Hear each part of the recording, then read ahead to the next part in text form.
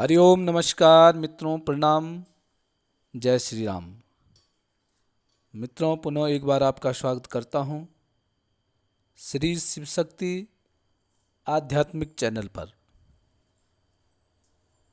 आज जो चर्चा का विषय होगा वो होगा नेत्र रोग। आँखों के रोग किन कारणों से होते हैं, क्या उसका उपचार करना चाहिए, उसके बारे में आज आप लोगों को सूक्ष्म जानकारी दूंगा।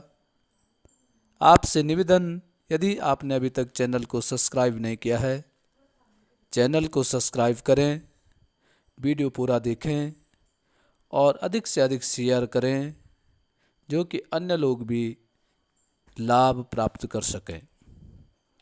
तो मित्रों, आज चर्चा करते हैं किन ग्रहों के कारण आँखों के रोग, आँखों की पीड़ा, आँखों की समस्या उत्पन्न होती है, उसके बारे में चर्चा करते हैं। सबसे पहले, यदि दूसरे भाव में जन्म कुंडली का, जहाँ पे मैंने 2 लिखा है, उस भाव पे और 12वें भाव में यदि खराब स्थिति में चंद्रमा स्थित है, तो निश्चित ही जाने कि आपको आँखों से संबंधित परेशानियाँ हो सकती हैं। दूसरे भाव में और 12वें भाव में पीड़ित चंद्रमा आँखों से संबंधित रोग उत्पन्न करता है, या द्वितीय भाव का स्वामी, 12वें भाव का स्वामी यदि पाप युक्त है, पाप ग्रहों से देखा जा रहा है, पाप ग्रह उनको देख रहे हैं, तो भी आँखों से संबंधित परेशानी उत्पन्न हो सकती है। उसके अलावा लग्न से, जो पहला भाव है, लग्न से द्वादश भाव में यदि मीन का सूर्य हो, ठीक है, यदि आपके 12वें भाव में 12 का अंक लिखा है, वहाँ पे सूर्य विराजमान है, तो निश्चित ही आपकी दाहिनी आँख में आपकी पीड़ा होगी। और यदि वहाँ चंद्रमा विराजमान है, तो मित्रों आपके बाएं आँख में पीड़ा के योग बनते हैं। उसके अलावा लग्न में सिंह का शनि हो, अर्थात लग्न में 5 लिख रखा है और वहाँ पे शनि विराजमान है, या शुक्र विराजमान है, या ये दोनों के दोनों 12वें भाव में भी विराजमान हैं, तो आपको आँखों से संबंधित परेशानी उत्पन्न हो सकती है, नेत्र रोग हो सकता है। इसके अलावा यदि सप्तम भाव में नीच का चंद्रमा हो, वो भी आँखों से संबंधित परेशानी उत्पन्न करता है। उसके अलावा यदि मंगल 12वें भाव में हो, तो बायां आँख खराब हो सकता है।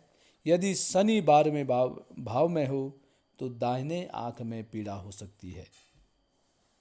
9वें भाव में चंद्रमा और सूर्य हों, तो नेत्र रोगी होगा, परंतु इसके साथ साथ धनवान के भी योग बना देता है। 9वें भाव में चंद्र और सूर्य। उसके अलावा यदि चंद्रमा लग्न में है और पाप ग्रहों से युक्त है, उसके साथ पाप ग्रह भी विराजमान है, या चंद्रमा के ऊपर पाप ग्रहों की दृष्टि है, तो वो भी आँखों से संबंधित समस्या उत्पन्न कर देता है। उसके अलावा व्यय या धन भाव में, अर्थात द्वितीय और 12वें भाव में सूर्य और चंद्रमा से युक्त होकर के, चंद्रमा या सूर्य दोनों एक साथ विराजमान हैं, तो वो भी नेत्र रोग कर सकते हैं। आँखों की रोशनी कम, आँखों में पीड़ा इत्यादि कर सकते हैं।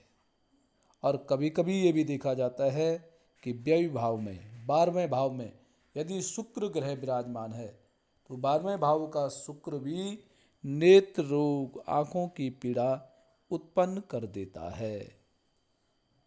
शुक्र चंद्रमा दोनों के दोनों द्वितीय भाव में हैं, या 12वें भाव में बैठे हुए हैं, तो कभी कभी इनसे भी नेत्र पीड़ा उत्पन्न हो सकती है। तो मित्रों, यदि नेत्र पीड़ा, नेत्र विकार आपका है तो आप इन ग्रहों का उपचार करें। मुख्य करके सूर्य और चंद्रमा, इन दोनों ग्रहों के लिए इनका पूजन करें, इनका उपचार करें। सूर्य को जल चढ़ाएं और प्रातःकाल उठ करके सूर्य को जल चढ़ा करके और उस जल को ग्रहण भी आप कर सकते हैं। तो मित्रों, आज के लिए बस इतना ही। कल पुनः किसी नए विषय के साथ आपके सामने प्रस्तुत होऊंगा। तब तक के लिए नमस्कार, प्रणाम, जय श्री राम।